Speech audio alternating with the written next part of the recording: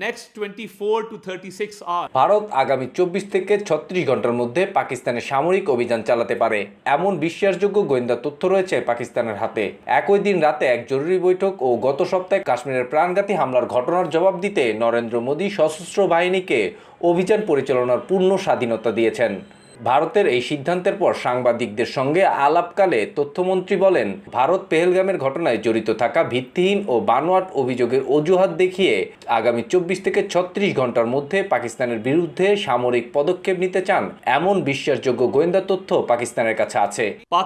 তিনি বলেন, পাকিস্তান এ অঞ্চলে ভারতের স্বঘোষিত বিচারক ও সাজা কার্যকরের ভূমিকা তীব্রভাবে প্রত্যাখ্যান করেছে এবং বলেছে দেশটির এই আচরণ বেপরোয়া।